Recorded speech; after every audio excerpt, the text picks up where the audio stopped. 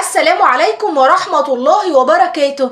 ازيكم عاملين ايه؟ يا رب تكونوا بخير وفي احسن حال. وصفة النهاردة هنعمل المبكبكة. المبكبكة وصفة ليبي، طبعا تحية لاخواتنا في ليبيا. وصفة سهلة وسريعة جدا جدا وشهية فوق ما تتخيلوا. تنفع لجوع اخر الليل، تنفع للغدا، سهلة جدا جدا. هنعملها النهاردة مع بعض بمكونات بسيطة. يلا نشوف المكونات مع بعض. اولا هنحتاج مكرونة الكمية اللي انت عايزاها.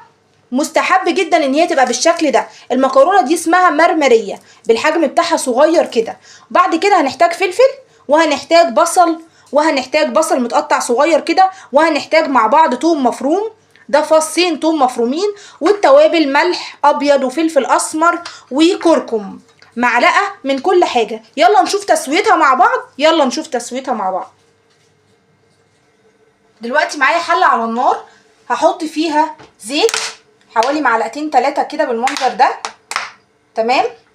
هسيب الزيت يسخن شويه وهبتدي احط فيه البصل.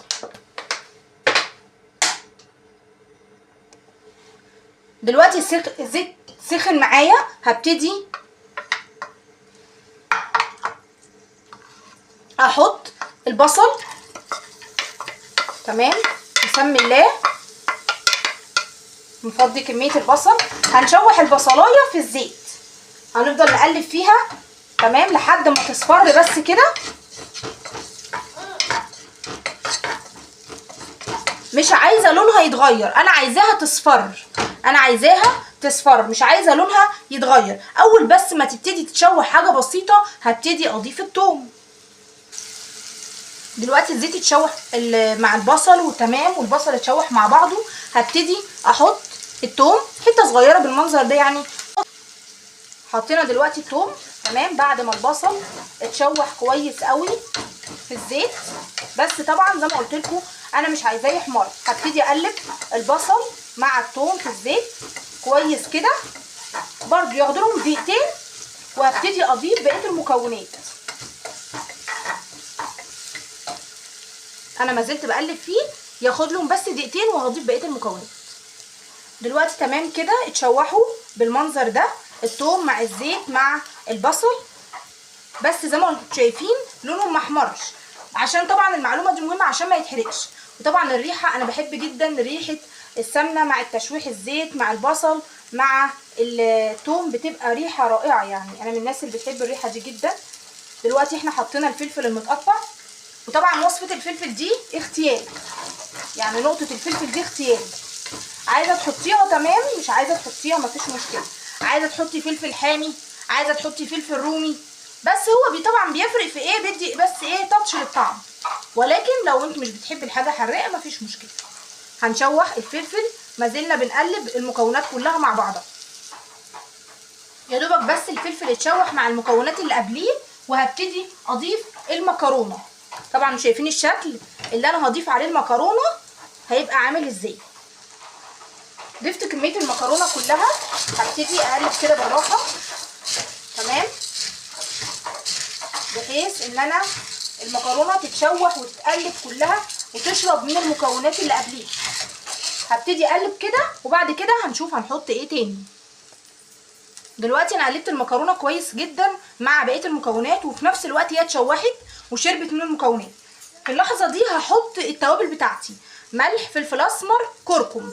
هي دي التوابل اللي انا محتاجاها واللي هتفيدني في الوصفه. التوابل دي اللي انا محتاجاها ملح وفلفل اسمر وكركم. عايزه تزودي مفيش مشكله، مش عايزه تزودي توابل تاني برضو التوابل دي هتكفي معانا. قلبنا كويس وما زلنا بنقلب. بالمناسبه لو انتوا عايزين تعملوا الوصفه دي تحطوا فيها اي بروتين يعني لحمه او كده، بنحط اللحمه بعد البصل، بعد ما بيتشوح بنحط البروتين وبيستوي، وبعد كده بنكمل بقيه الوصفه بالظبط. طبعا انا حطيت التوابل قلبتها، هسيبها تتشوح دقيقتين وهرجع اكمل معاكم بقيه المكونات. قلبنا كويس المكونات كويس جدا مع بعض واتشربت من بعض، وفي نفس الوقت المكرونه اتشوحت. دلوقتي بقى هنيجي على اللحظه النهائيه اللي احنا هنبتدي نحط لها الطماطم والعصير عشان تبتدي تستوي ونغرفها. طب دلوقتي هنعمل ايه؟ هنحط معلقتين كبار من الطماطم اللي هي المعلبه. ادي واحده وادي التانيه. دول معلقتين كبار من الطماطم المعلبه. لو مش متوفره مفيش مشكله، ولكن هي الصراحه بتفرق في الطعم. حطينا قلبنا، ودلوقتي هنحط عصير الطماطم. تمام. دلوقتي بعد ما قلبنا كويس جدا، ونقطه على الطماطم المعلبه دي بتفرق في الطعم، ولكن لو مش متوفره مش هتقول حاجه. دلوقتي احنا هنحط عصير طماطم معصور، اللي هو الطماطم اللي هي العاديه اللي بتاعتنا اللي احنا عصرينها. هنحط بسم الله الكميه دي، وهنكمل بميه. دلوقتي انا ضفت عصير الطماطم حوالي 4-5 طماطميات معصورين. تمام. وبعد كده ابتديت اني انا احطهم على المكرونه، قلبت كويس جدا، توابلي مظبوطه، كل حاجه تمام. هبتدي ان انا اخلي النار متوسطه طبعا انا قلبت فيها. شايفين الطماطم اتشربت خالص ازاي؟ هي بقى انا هطلعها بالشكل ده، هي المفروض تبقى كده. الناس تقول لي صلصتها زياده، هي بتبقى كده. المبكبكه بتبقى صلصتها زياده، مش بتبقى زي المكرونه وطماطم اللي احنا بنعملها. هي بتبقى صلصتها كده. المكرونه طالما استوت خلاص هي كده جاهزه على التقديم. وده الشكل النهائي للمبكبكه بعد ما استوت. شايفين شكلها؟ بجد ملوش وصف، يعني مش محتاج ان انا اقول كلمه عنه. وصفه سهله وسريعه وطعمها لذيذ جدا جدا، مش محتاجه تتعمل جنبها بروتين، ولكن لو عايزه تزودي مفيش مشكله. وهي وصفه زي ما قلت لكم وصفه ليبيه، او نعتبر ان احنا بنعمل المكرونه ام طماطم بتاعتنا ولكن بطريقه تانية.